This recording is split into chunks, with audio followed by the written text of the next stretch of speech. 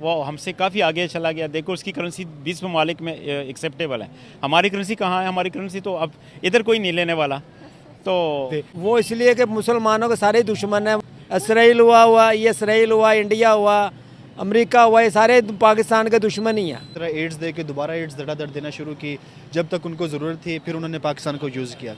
फिर उनको आगे 2001 में जब 9/11 का वाक़या हुआ फिर उनको पाकिस्तान की ज़रूरत थी। फिर उन्होंने पाकिस्तान को अच्छे तरीके से यूज़ किया है। यूज़ करके जब यूज़लेस रह गए तो उन्होंने फिर साइड।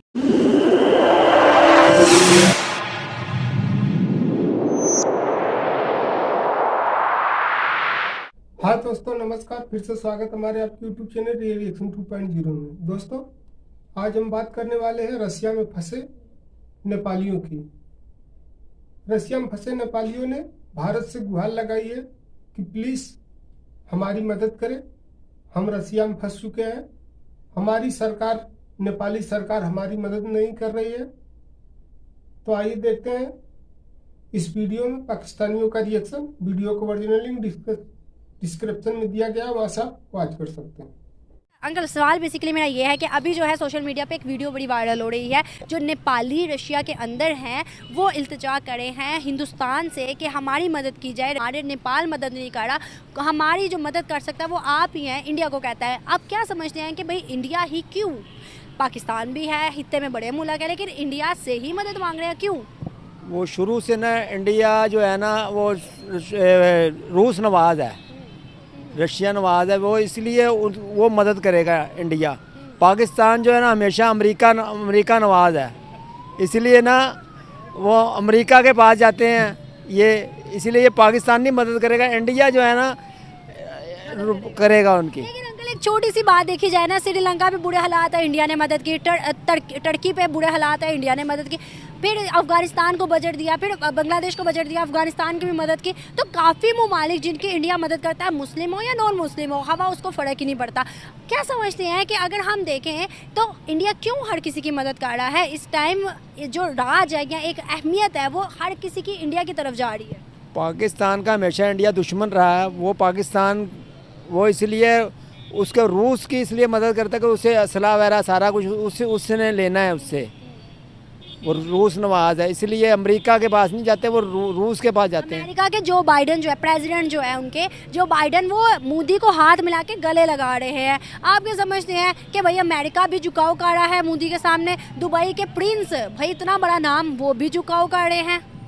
वो इसलिए कि मुसलमानों के सारे दुश्मन हैं वो ये इसलिए ना वो उधर भी जाते हैं, इधर भी जाते हैं, मुसलमानों के मैशत भी तबाह कर रहे हैं। ये सारा कुछ मुसलमानों के दुश्मन हुए हैं। इसराइल हुआ, ये इसराइल हुआ, इंडिया हुआ, अमेरिका हुआ, ये सारे पाकिस्तान के दुश्मन ही हैं। सिर्फ पाकिस्तान के या मुसलमानों के? मुसलमानों के दुश्मन है। इसराइल में देखो ना कितने जुल्म हो रहा है, कोई बोल नहीं रहा, मुसलमान मुल्क भी नहीं बोल रहे।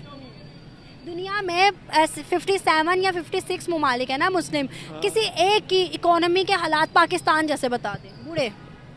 बुरे हालात तो पाकिस्तान के और किसी के नहीं। दुनिया में सिर्फ पाकिस्तान ही मुस्लिम थोड़ी है, दुनिया में 56 ममालिक है जो कि मुसलमान है, सब हालात में ठीक है, बस पाकिस्तान है जिन्हें कर्जा लिया हुआ है, कर्जे से सारा ना ये सूद दे रहे हैं, वो बाहर के जो है इसलिए दबा हुआ है, ये पाकिस्तान जो है ना इसलिए दबा हुआ है। तो इसमें गलती किसकी है? पाकिस्तान की है। सूद दे के ना हमारे हर गैस के बिल ज़्यादा आ रहे हैं, बिजली के बिल आ रहे हैं। अवाम पॉलिसियाँ जो है वो खासकर फॉरेन पॉलिसी वो इंडिपेंडेंट हो, वो हम इनके इंडिया पे जोर क्यों नहीं चलता? इंडिया पे इसलिए जोर नहीं चलता वो जब से इंडिया और पाकिस्तान आज़ाद हुआ है तो इंडिया ने अपनी फॉरेन पॉलिसी जो है वो उसी वक्त से आज़ाद रखी है, पाकिस्तान ने आज़ाद नहीं रखी। उस वक्त जो हमारी एसआई के जर्नल में मेरे ख्याल में वो बनाया ही इंग्लैंड के कि कोई जर्नल था, उसने इसकी बुनियाद रखी थी। तो वही सिलसिला अभी तक चल रहा है। तो इन्होंने अभी तक ना अपनी पॉलिसी बनाई और उन्हीं की पॉलिसियों पर चल रहे हैं। जब एक मुल्क के लोग दूसरे मुल्क से रिक्वेस्ट करते हैं, अब मदद की अपील करते हैं, तो उस मुल्क का जो रुतबा है या मुकाम है दुनिया में कैसे जाता है? इस टाइम इंडिया की जो एक रुतबा है, मुकाम है, वो दुनिया में कैसा जा रहा है? बिल्कुल, बहुत हमारे से तो बहुत अच्छा जा रहा है, वो हमसे काफ़ी आगे चला गया। देखो उसकी करेंसी 20 ममालिक में एक्सेप्टेबल है, हमारी करेंसी कहाँ है? हमारी करेंसी तो अब इधर कोई नहीं लेने वाला। तो हमें तो डिग्रेडेशन ही हो रही है हमारी, रोज़ बरोज़ जितनी हम अमेरिकन नवाज पॉलिसियों पे चल रहे हैं तो और ही हम नीचे जा रहे हैं। आपको लगता है कि अगर ऐसे ही चलता रहा तो हम हिंदुस्तान का मुकाबला कर सकते हैं? तुम्हारा देश तो खुद ही भारत से 100 साल पीछे हो चुका है, तुम क्या मुकाबला कर पाओगे? किसी चीज में नहीं कर सकते। नहीं कर सकते, कभी भी नहीं कर सकेंगे जब तक हमारी पॉलिसियाँ आज़ाद नहीं होंगी, जब तक हम इंटरनेशनल इस्टेब्लिशमेंट से अपनी आज़ादी लेंगे नहीं, तब तक हम कुछ भी नहीं कर सकते। और बल्कि पाकिस्तानी सारे लो लेंगे ही। क्या लगता है सर कि नेपालियों की मदद इंडिया या मोदी करेगा? हो सकता है कर भी ले, हाँ हो सकता है कर भी ले, क्योंकि वो रशियन नवाज भी है वैसे भी, तो आजकल उनकी पॉलिसियाँ भी है, लेकिन वैसे इतने कमकल लोग नहीं है, वो किसी के जंग में आएंगे नहीं। देखें, नेपाल के जो इकनॉमिक सिचुएशन है उसके हवाले से हर जगह, बल्कि जब से जंगों का आगाज़ हुआ है, कुछ लोग जंगें लड़ने के लिए पैसों की खातर जाते हैं किसी न किसी कंट्री की तरफ से। बेसिक वो पेट्रियाटिक नहीं होते, लेकिन उनके हालात मजबूर कर देते हैं या वो वारिर होते हैं। वो ये शुरू से कंसेप्ट चलता आ रहा है। और जो नेपाली यहाँ से यानी यूक्रेन की तरफ से गए थे रशिया के ख़िलाफ़ लड़ने के लिए, अब वो वहाँ फंसे हुए हैं, चूँकि जो रशिया इस वक्त डोमिनेंट पोजीशन में और यूक्रेन थोड़ी सी लेस डोमिनेंट पोजीशन में है, या बल्कि आहिस्ता आहिस्ता वो शिकस्त की तरफ ही जा रहा है। तो इसमें सिंपल है कि चूँकि नेपाल एक साउथ एशिया में आता है, साउथ एशिया में देखी जाएगी जो रीजनल पावर कौन है, तो साउथ एशिया में इस वक्त जो रीजनल पावर है वो इंडिया डोमिनेट कर रहा है, बाकी जो 8 कंट्रीज़ हैं उनमें से। तो इंडिया के उसके अलावा अगर देखा जाए पूरी एक बैकडोर डिप्लोमेसी भी है पुतिन के साथ। उसके अलावा जो उनके अच्छे ताल्लुकात रहे हैं सोवियत यूनियन से और उसके बाद रशिया से।